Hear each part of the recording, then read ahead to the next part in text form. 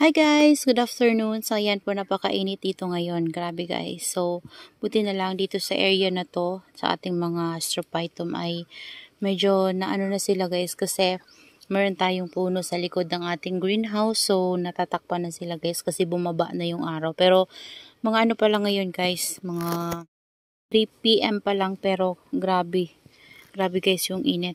Yan, yung mga carunculate natin na succulents guys ay naiinitan pa rin doon sa dulo na yon. Ayan, pero dito shaded na sila guys. So kasi yung init ay natatakpan na ng mga kahoy sa likod. Ayan. And kahapon pala ay niripat ko yung ating mga jade. Ayan, so 'di ba dahil nung tinanim natin to ay walang pot. So, ayan, nakakuha ko ng mga pot kasi nagripat-ripat ako. So, niripat ko sila guys. Pati yung dati ko pa na jade. Ayan, ito yung pinaka-dati ko pa na jade. Matagal na to sa atin. And, marami na din dito na lusaw na branches. Ayan, so ito, buti, ano pa siya guys, buhay pa. So, ayan siya. So, bali, niripat ko rin siya. Nagdagdag lang ako ng soil. Pero, yun pa rin yung pot niya, guys. Nagdagdag lang ako ng soil sa kanya. Kasi, yung soil niya, guys, is ano na talaga, konting-konti na lang. Kasi, bumaba na yung risal natin. At hindi ko pa siya na riripat. So, kailangan na talaga niya ng ripat para madagdagan natin ng fresh na risal. So, ayan. Naripat ko na siya kahapon. Same dito, guys. Diba nakalagay ito sa, sa pink pot. Yan. Diyan.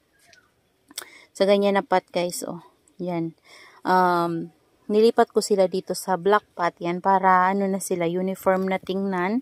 Same sila ng mga pots. And, ito, magkakatabi to guys. Diba tinalian ko pa to ng straw. Ayan, so pinag-iwa-hiwalay ko na sila. Ayan, yung ating variegated jade. Ayan, naglagay na din ako ng mga bato-bato sa pinakapuno para pang paano lang guys, hindi sila matutumba. So, mayroon na yan guys, mga roots. Yan, nung nilagay natin dyan.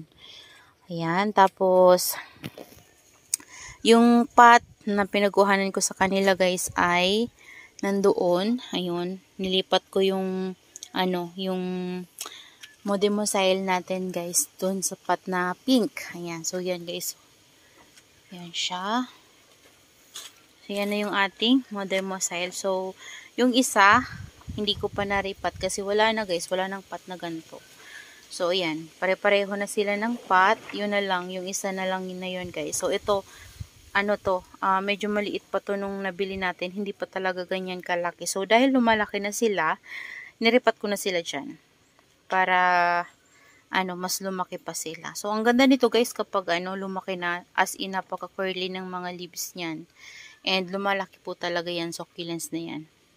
Ayan, so, yun yung mga niripat natin na succulents. And dito naman banda guys, medyo nasasad ako kasi yung ating full bar na, tawag dyan, super bomb. Ayan, nung nangyayari sa kanya guys. So, yung leaves niya ay laging nalalaglag. Ayan, nalaglag na.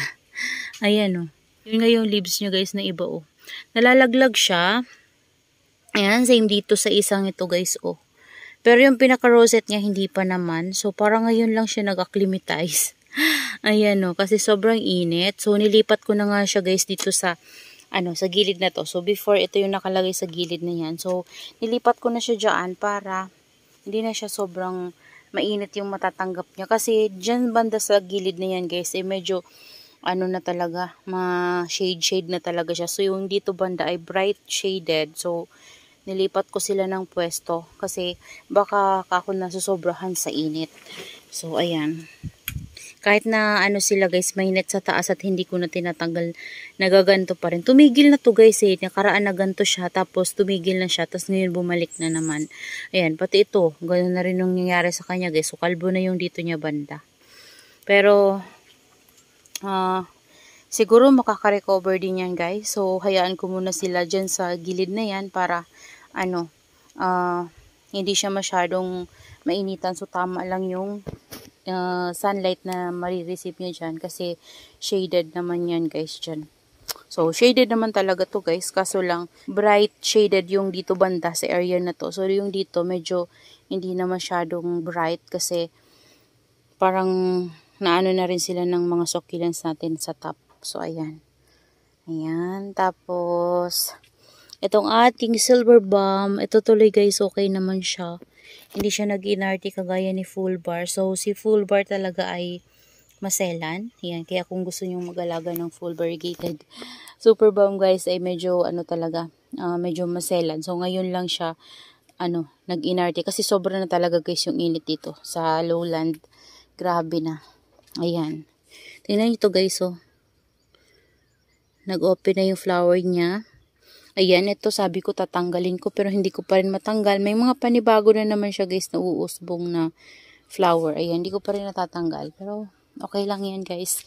And dito banda, ito yung variegated natin na super bomb na galing kay Sir Mark. Ayan, so ito dati yung 2 heads siya guys na nabili ko. At ito baby pa talaga to siya dati.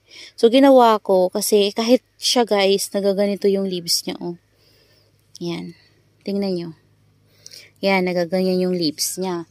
So, naisip ko, kaya siguro nagaganon yung full bar natin na super bomb kasi, sobrang init. So, ito din kasi guys, nagaganon din siya. Ayan o. Yan o. Mapapansin nyo, kung magtatanggal ka ng, leaves na healthy talaga, buong buo yan guys. So, hindi siya flat yung dito niya. So, ito, hindi na ito mabubuhay. Para hindi siya magkaroon ng fungus. Ayan. So, tinry ko lang naman din, guys. Ayan. Natuyo na siya ngayon. O, ayan, o. Ayan. Fungicide yan, guys. Yung color yellow. So, sana ito masave ko, guys. Kasi gustong-gusto ko talaga si hybrid W rose na variegated. Super ganda pa naman ang variegation nito, guys. So, ayan. Tapos, yung variegated W rose naman na nabili ko kay Sir Mark, napapansin ko wala naman talaga siyang variegation guys. So ayan, hindi siya variegated. Ayan, so para siyang ang itsura niya lang ay monstro. So parang bumabalik na nga siya sa pagka regular lovely rose. Yan. So parang wala siyang variegation talaga. So sana soon kapag nagkaroon siya ng mga baby or what, nagkaroon siya ng mga bagong baby or new growth, sana may variegation naman na lumabas. Kasi, dream plant ko din talaga si, variegated lovely rose. So, ayan. Dito naman guys, yan, tingnan nyo. Kakatanggal ko lang dito kaninang umaga ng bunga. Mayroon na namang lumabas. Ayan o. Bago lang yan mga tanggalin guys. Tapos dito, ayan. Ayan na guys. Meron na naman ditong namulaklak. So, dalawa sila. Ayan, ito, tsaka ito. Ganda ng flower. So, ipopollinate ko ulit yan, guys. Ayan, ipopollinate ko ulit yan para, magkaroon ng bunga. So, kanina, meron akong, ay, hindi ata yung kanina. Basta meron akong mga bagong nilagay dito ng mga bunga, guys. O, ayan. Yan, mga seeds yan nila, guys. Yan, tas dito, ito kailangan na naman ng dilig para mabuhay natin sila. Ayan. Tapos dito guys, o tingnan nyo. Charan! O, namulaklak yung natin, Mirio. Pero ito, iba yung bulaklak nito, kakaiba. Kasi yan, yung na yan guys, yung itim-itim na yan. Tinik yan siya. Kapag hinawakan nyo masakit, kasi para siyang tinik sa flower niya. Ayan o. Yan. Tapos, dito, malapit na namang mag-flower yung ating isa. Ayan. Tapos doon, yun yung na-pollinate ko last day. Ayan siya. Tapos ito, hindi pa rin siya guys na yan pa rin siya. And, ayan lang naman guys, yung may share ko sa inyo ngayon. Nag-flower sila. Ito, mabilis na lang din to guys mag-open soon. Kasi kapag ganito na, susunod na araw, mag-open na yan siya. So, ito yung mga pinakauna natin na mga astrophytum na nabili before. So, ito nga maliit pa to before, guys.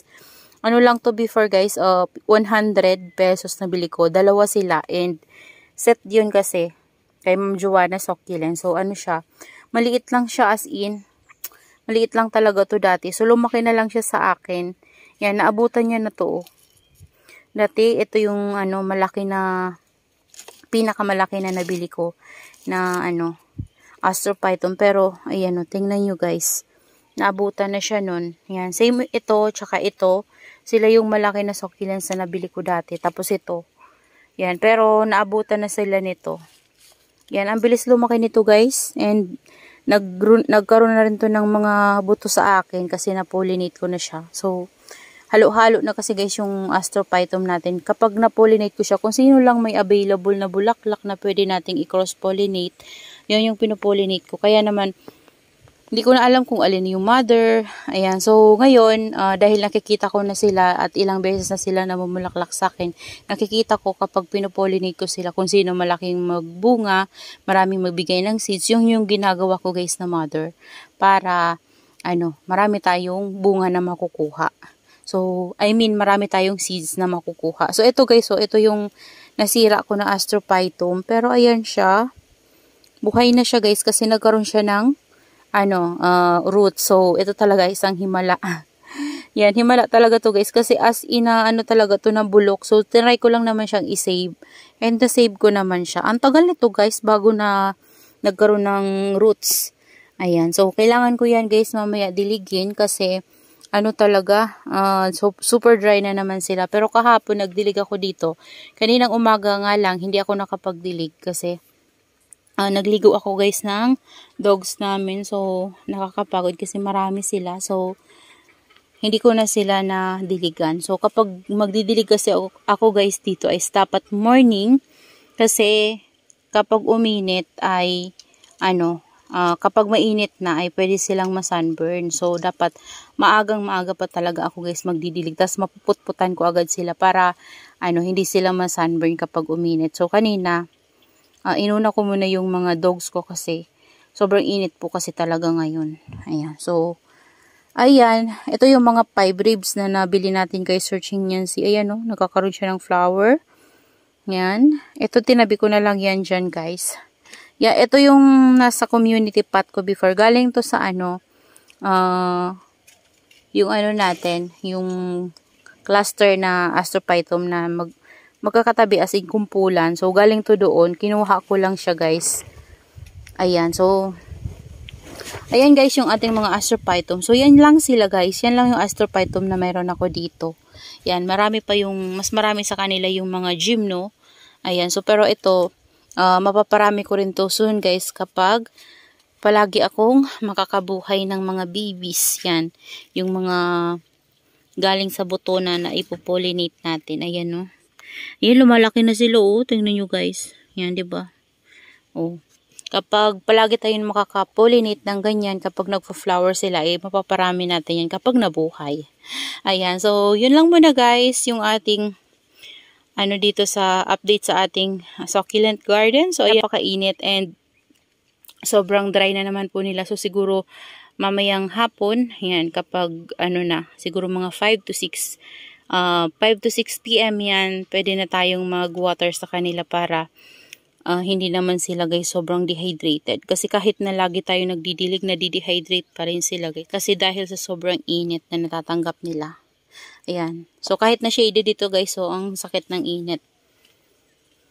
Ayan. So that's all for today's video guys. And I hope you enjoy watching and see you on my next vlog. Happy gardening everyone. Bye-bye.